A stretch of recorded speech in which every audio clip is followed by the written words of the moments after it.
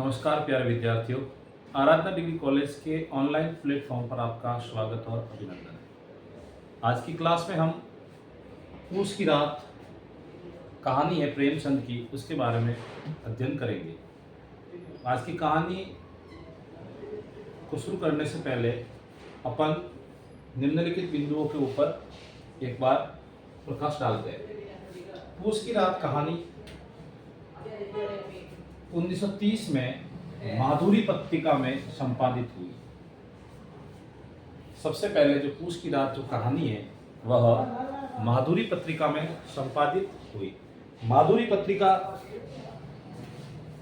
का जो प्रकाशन है वह नवल किशोर प्रेस लखनऊ से आरंभ माना जाता है 1921।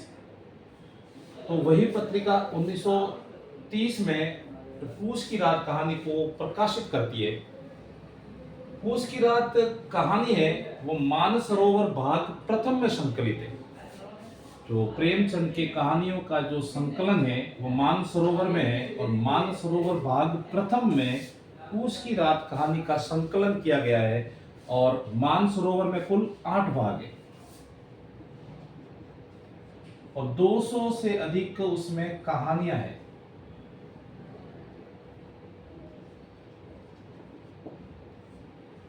8 भागों में है मानसरोवर और उसमें 200 से अधिक कहानियों का संकलन है और उसमें अपनी जो कहानी है वो पूस की रात भी संकलित है मानसरोवर भाग प्रथम में।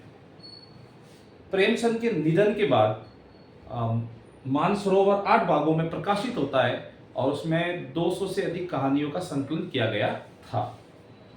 अगर अपन पूस की रात के कहानियों के पात्रों के बारे में अध्ययन करें तो पूस की रात की कहानी के जो पात्र है उसमें जो मुख्य पात्र है वह है हल्कू। एक साधारण किसान है जो ना तो अच्छी फसल उगा पा रहा है और ना ही अपने घर का पालन पोषण कर पाता है। तो ये हल्कू है और हल्कू की पत्नी का नाम है मुन्नी। जमींदार है जो हल्कू और मुन्नी इनके दोनों कर्जदार है। तो वो सहना है, जमींदार है और उसमें एक हल्कू का कुत्ता है, उसका नाम है जबरा। तो ये 4 मुख्य पात्र है इसमें और ये कहानी है इन 4 मुख्य पात्रों के आसपास चलती है। पूस की रात कहानी में भारतीय किसान या फिर किसानों की दयनीय दशा का जो चरित्र है वह उभारती है। तो अपन इस कहानी को आरंभ करने जा रहे हैं। आरंभ करने से पहले मैं एक बार वापस बता दूं कि मुख्य पात्र हल्कू है, हल्कू की पत्नी का नाम मुन्नी है, जमींदार है वो सहना है और कुत्ता है जो हल्कू का साथी है, रात के समय उनके साथ में विश्राम करता है ये भी, तो उसका नाम है जबरा।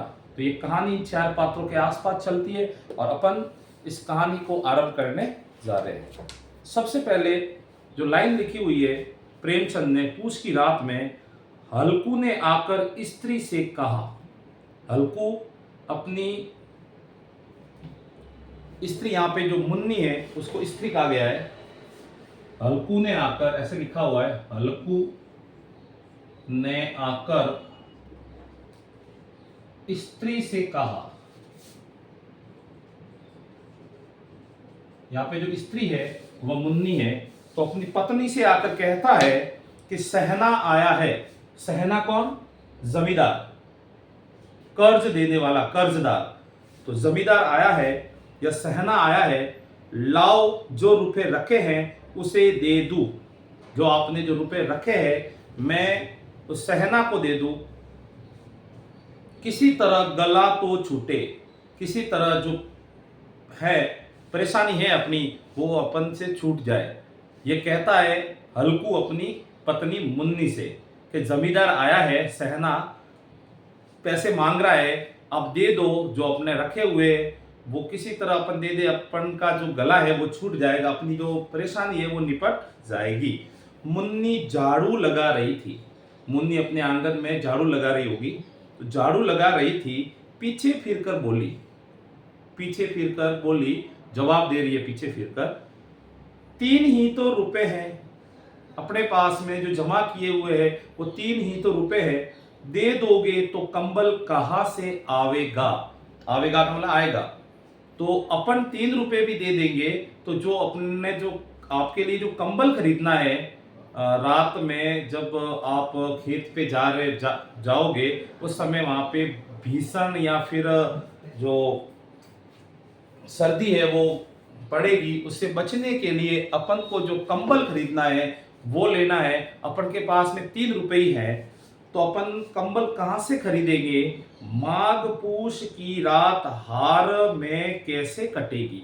ये जो माह महीने की रात है और पो महीने की जो रात है वह कैसे कटेगी? भयंकर सर्दी पड़ेगी उस समय और अपन कंबल नहीं खरीदेंगे तो आप खेत पे पहरा देने के लिए नहीं जा सकते। उससे कह दो फसल पर दे देंगे। फसल जब कटाई होगी, जब पैसे आएंगे तो अपन उस समय इनको दे देंगे। उनसे बोल के आप आ जाइए। अभी नहीं, अभी हम नहीं दे सकते, अपन देने की स्थिति में नहीं है। हल्कू एक क्षण अनिश्चित दिशा में खड़ा रहा। एक तक या फिर एक क्षण, एक पल वह एक निश्चित दिशा में खड़ा रहा। अब जवाब क्या दे? सहना को क्या जवाब दे और मुन्नी ने जो प्रश्न किया है उसका क्या जवाब दे? पूस सिर पर आ गया है। पूस सिर पर आना, पूस पूस सिर पर आ गया है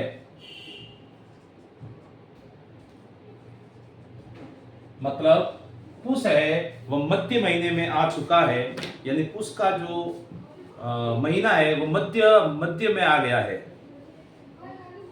कंबल के बिना हार में रात को, कंबल के बिना हार में रात को वह किसी तरह सो नहीं पाएगा।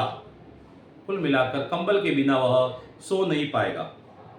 मगर सहना मानेगा नहीं, और सहना मानेगा नहीं, पैसे लिए बगैर वो जाएगा नहीं।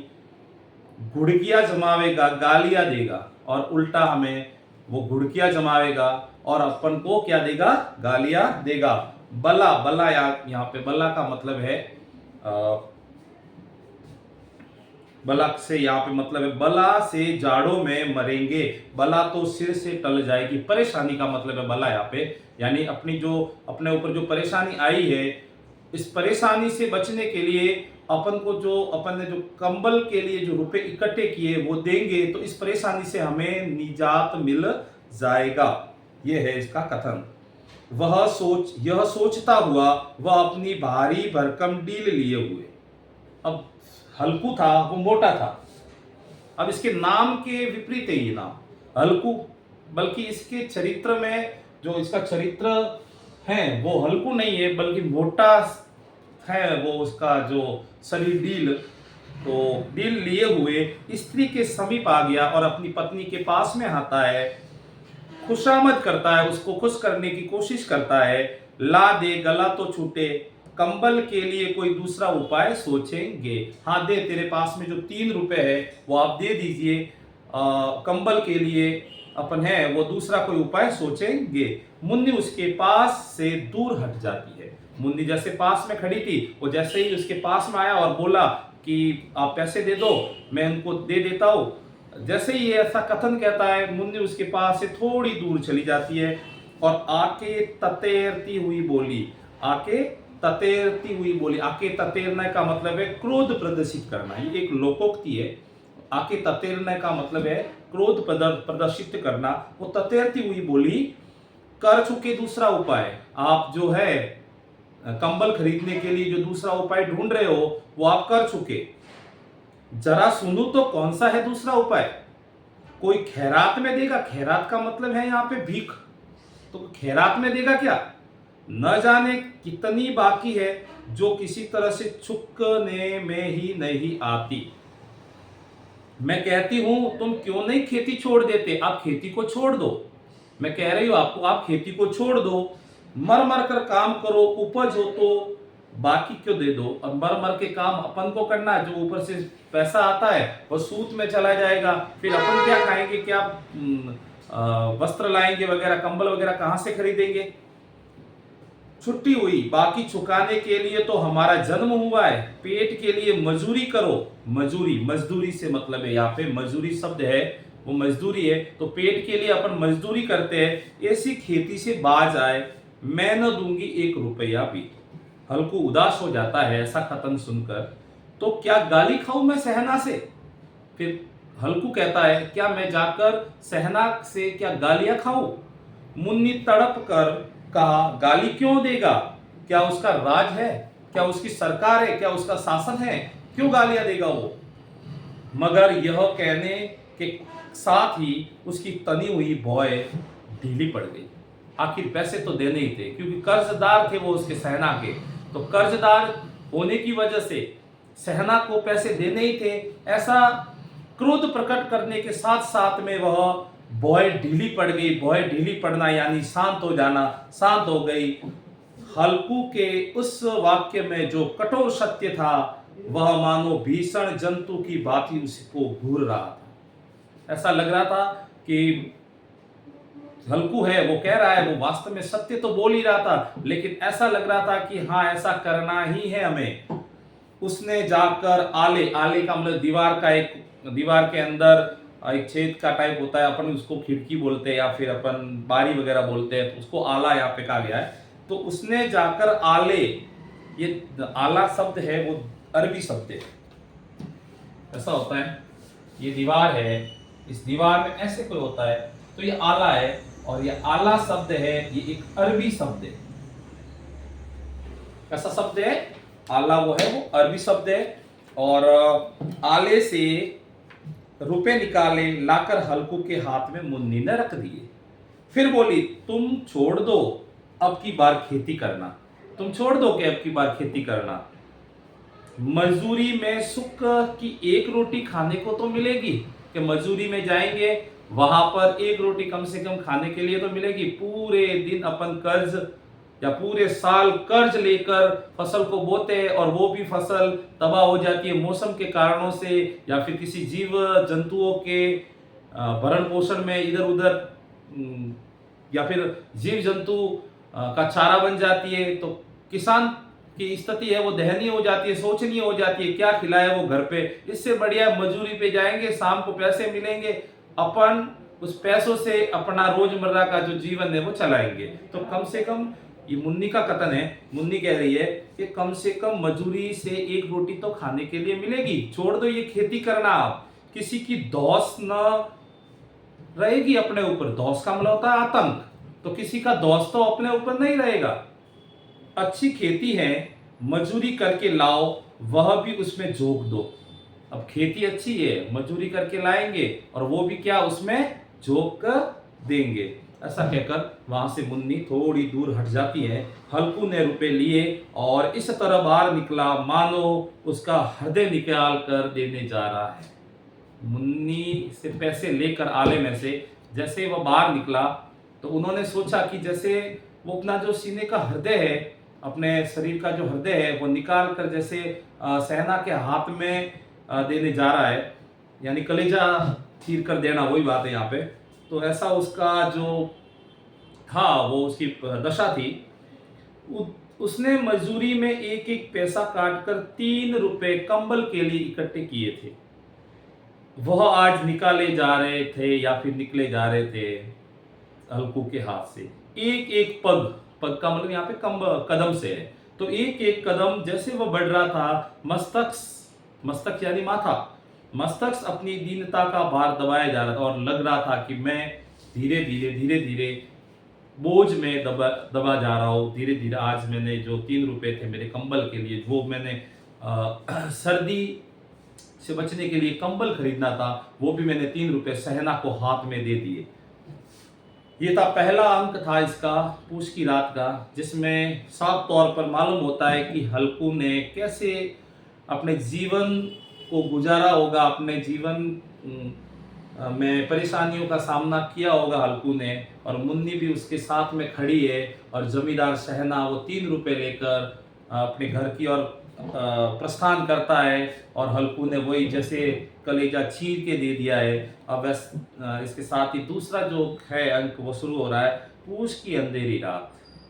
भारतीय महीनों में वही पोष महीना। अब पूष की अंधेरी रात है, आकाश पर तारे भी ठिठुरते हुए मालूम होते हैं।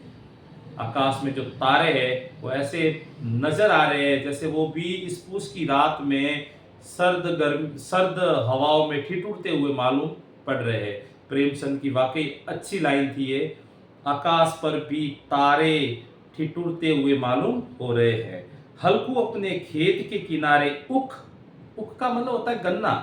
तो हल्कू है तो अपने खेत के किनारे जो गन्ने के पत्तों की एक छतरी बनाई हुई है और नीचे बांस के खटोले पर अपनी पुरानी गाड़ी की चादर ओढ़ते हुए कांप रहा है। कोई पुरानी कंबल है, चादर है, वो ओढ़े हुए वो कांप रहा है और एक छोटी सी छतरी बनाई हुई है इस गन्ने ऊख के फसल की। खाट के नीचे एक संगी कुत्ता जबरा पेट में मुंह डाले सर्दी से कू कू कर रहा है। दोनों में से एक को भी नींद नहीं आती। कैसे आएगी नींद? सर्दी का महीना है, वो भी सर्दी है इस अपने पूस मास की, और दोनों सर्दी के कारण जैसे राक्षस है सर्दी और इनको सोने नहीं दे रही है, तीव्र भीषण है सर्दी, और दोनों में से एक को भी नींद नहीं आ रही है। हल्कू ने घुटनियों में गर्दन डालना, ऐसे बैठा हुआ है, ये हल्कू है और ऐसे बैठा हुआ, और ये गर्दन यहां डाली हुई है। दोनों घुटनों में ऐसे एक घुटने हैं, इस घुटनों के अंदर गर्दन डाल के बैठा हुआ है, जैसे थोड़ी कुछ गर्मी तो मिल ही जाएगी। तो घुटनों में है वो गर्दन डाल बैठा हुआ और कह रहा है, क्यों जबरा, जाड़ा लगता है? जाड़ा यानी सर्दी। क्यों जबरा, तेरे को जाड़ा है, वो सर्दी है, वो लग रही है? कहता तो था घर में पुआल पर लेट रहा, तो क्या लेने आया? मैं कह रहा था तेरे को घर पे अच्छे से पुआल पे लेट जा। घर में होता है पुआल। पुआल का मतलब यहाँ पे सीधा साधा है, अपने जो घर पे ये घास नहीं, घास के ऊपर बैठना, पुआल घास के गठरी, उसको ऊपर बैठना, वो तो उसको पुआल ही कह रहे। तो उसको बोला कि तू घर पे है, घर पे इस पुआल के ऊपर बैठ जा, अच्छा मेरे साथ में मत आ। बोला तो था मैंने कि पुआल पे लेट जा, अब क्या लेने आया यहाँ पे? ऐसा कह रहा है ये हल्कू, कह रहा है जबरा से। खाओ ठंड, मैं क्या करूं? अब खाओ ठंड यहाँ पे आकर, मैं क्या करूं? जानते थे मैं यहाँ हलवा पूरी खाने आया हूं, तेरे को पता है क्या मैं हलवा पूरी यहाँ पे खाने के लिए आया हूं? दौड़े दौड़े आगे आगे चले आए। अब रो नानी के नाम को, अब रोइए के, अब पछतावा कीजिए, नानी के नाम को रोना, इसका मतलब पछतावा करना। अब पछताइए, आप खेत पे आ चुके हो। जबरा ने पड़े पड़े दुम हिलाई, दुम यानी पूछ, पड़े पड़े उसके कथन को शायद वो समझ गया था और उसने हामी भर ली, पूछ हिलाकर, दुम हिलाकर, और कू कू की दीर्घ बनाता हुआ एक जुम्हाई ले ली। कू कू का दीर्घ बनाना, जैसे लंबी कू कू ऐसे करना, तो कू कू को दीर्घ बनाना यानी लंबी जंबाई लेना। उसने स्वानुभूति ने शायद ताड़ लिया, स्वामी को मेरी कू कू से नींद नहीं आ रही। उसने शायद पहचान लिया था कि मैं जो कू कू कर रहा हूँ उसकी वजह से मेरे स्वामी हल्कू को नींद नहीं आ रही है, तो वो भी जमाई लेके सोने का जो है वो श्रम कर रहा है। अब हल्कू ने हाथ निकालकर जबरा की ठंडी पीठ को सहलाते हुए कहा। जबरा की जो पीठ थी उसको हल्कू ने सहलाते हुए बोला, कल से मत आना मेरे साथ, नहीं तो ठंडे हो जाओगे यहीं पे। ठंडे होना यानी मर जाओगे, ठीक है, ठंडी रात है, ठंडे हो जाओगे, इट मीन्स मर जाओगे यहाँ पे। यह रांड पछुआ न जाने कहां से बर्फ ले आई। जो पछुआ यानी पश्चिम से आने वाली हवा, ये जो है कहां से बर्फ लेके आई है इतना कि आज पूस की रात में इतनी कड़ाके की ठंड पड़ रही है। उठू फिर एक चिलम भरू। चिलम आपको पता है ये ऐसी होती है, चिलम, चिलम क्यों? चिलम पीने की होती है, गर्माहट देती है शरीर को ये, तो वही इस हल्कू के अनुसार शरीर को गर्माहट देती है ये। और ये कहती है, ये भर रहा है, उस चिलम को भर रहा है, एक चिलम तो भर लू, किसी तरह रात तो कटे, कि मैं किसी तरह मेरी है वो रात तो कटे, मैं एक चिलम भर लू। 8 चिलम तो पी चुका। उसने इस ठंड के महीने में कम से कम जो चिलम पी थी वो 8 चिलम पी थी। यह खेती का मजा है, यही तो खेती का मजा है, 8 चिलमे पियो। हाँ। और एक भगवान ऐसे पड़े हैं जिनके पास जाड़ा जाए तो गर्मी में घबरा कर भाग गए। मोटे मोटे गद्दे, लिहाफ कंबल, मजा ले जाड़े को गुजर जाए। तकदीर की खूबी है, मजदूरी हमें करे, मजा कोई दूसरा लूटे। यहाँ पे जो शासक वर्ग या फिर अपने जमींदार वर्ग की तरफ इशारा किया है कि काम अपन करे और नरम कंबल वगैरह उनको प्राप्त हो। ठीक है, तो ऐसा कुछ इन्होंने हल्कू ने बोला है। हल्कू उठा, गड्ढे में से जरा सी आग निकाल कर चिलम भरी। हल्कू उठा और गड्ढे में से थोड़ी सी आग निकाल कर क्या भरी? चिलम भरी। जबरा भी उठ बैठा और जबरा भी खड़ा हो गया। हल्कू ने चिलम पीते हुए कहा, पिएगा चिलम? अब ये जो हल्कू है, हल्कू और जबरा के बीच में ये वार्तालाप हो रहा है। मुन्नी घर पे है और दोनों आपस में बात कर रहे हैं। और हल्कू ने जैसे चिलम भरी और फिर ये जबरा से कह रहा है, क्या आप चिलम पियोगे? जबरा को बोला, पिएगा चिलम? जाड़ा तो क्या जाएगा ना, सॉरी, जाड़ा तो क्या जाता है, हाँ जरा मन बदल जाएगा। जाड़ा तो नहीं जा सकता इससे, लेकिन तेरा मन है वो बदल जाएगा। जबरा ने उसके मुंह की और प्रेम की झलकती हुई आंखों से देखा। जबरा ने देखा उसकी तरफ। हल्कू, आज और जाड़ा खा ले, कल मैं यहाँ पुआल बिछा दूंगा, उसी में घुसकर बैठना, तब जाड़ा न लगेगा। आज तो तू जाड़ा जैसे तैसे खा ले, कल मैं यहाँ पे तेरे लिए पुआल लेके आ जाऊंगा, उस पुआल के अंदर घुस जाना तू, जिसमें क्या होगा, तेरे शरीर को ठंड नहीं लगेगी। जबरा ने अपने पंजे की घुटनियों पर रख दिए। जबरा ने अपने पंजे है वो हल्कू के घुटनियों के ऊपर रख दिए और पास में मुंह लेकर आया। हल्कू को उसकी गर्म सांसें अच्छी लगी। चिलम पीकर हल्कू फिर लेटा और निश्चय किया कि अब जो कोई भी हो जाए, अब की बार मैं सोकर ही रहूंगा। पर एक ही क्षण में उसके हृदय में कंपन होने लगा। कभी इस करवट जाता तो कभी इस करवट जाता, पर जाड़ा किसी 50 खून पीने वाला 50 की भांति उसकी छाती को दबाए हुए बैठा था। जाड़ा तो सोने ही नहीं दे रहा था, क्योंकि इन बेचारों के पास में कंबल नहीं थी, ठंड लग रही थी। और ठंड आपको पता ही है, ठंड जब लगती है तो अपनी जो रातें हैं वह भयंकर हो जाती है। तो यही जो स्थिति है वह हल्कू और जबरा की थी। जब किसी तरह न रहा गया तो उसने जबरा को धीरे से उठाया और उसके सिर को थपथपाया, उसे अपनी गोद में सुला दिया। अब जबरा को हल्कू अपनी गोद में छिपा रहा है, जिसकी वजह से दोनों में गर्माहट बनी रहे। कुत्ते की देह से जाने कैसी दुर्गंध आ रही थी, पर वह उसे अपनी गोद में चिपटाए हुए ऐसे सुख का अनुभव कर रहा था जो इधर महीनों से उसे न मिला था। जबरा शायद समझ गया था स्वर्ग यहीं पे है। तो जबरा का जो स्वर्ग था वो समझ गया था कि जो स्वर्ग है वह यहीं पर है। हल्कू की पवित्र आत्मा में तो उस कुत्ते के प्रति घृणा की गंध तक नहीं थी। अब दोनों के बीच में एक अपवित्र प्रेम पनप रहा है। बैठे हुए दोनों ऐसे सोए हुए जैसे कोई किसी का पता ही नहीं लग रहा है कि पवित्र आत्मा में जो शायद समझ चुका था ये, और घृणा की गंध तक नजर नहीं आ रही थी। अपने किसी अभिन्न मित्र या भाई को भी इतनी तत्परता से गले लगाता, वह अपनी दीनता आहत न होती।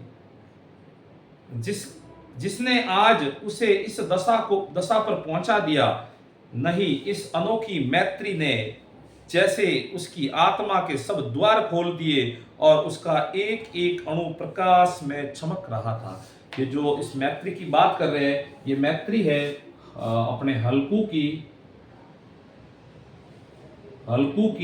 और जबरा के बीच जो मैत्री है, ऐसी मैत्री इन्होंने बोला है कि भाई के मध्य भी नहीं। और ये जो स्वर्ग है, ये स्वर्ग से भी ऊपर जो बताई इस मैत्री को। इस तरह ये जो अपनी पूछ की कहानी है, इस भाग में अपन इतना ही पढ़ेंगे। आने वाली या फिर इससे बाद की जो क्लास होगी उसमें इस पार्ट को अपन पूरा करने की कोशिश करेंगे। थैंक यू, धन्यवाद।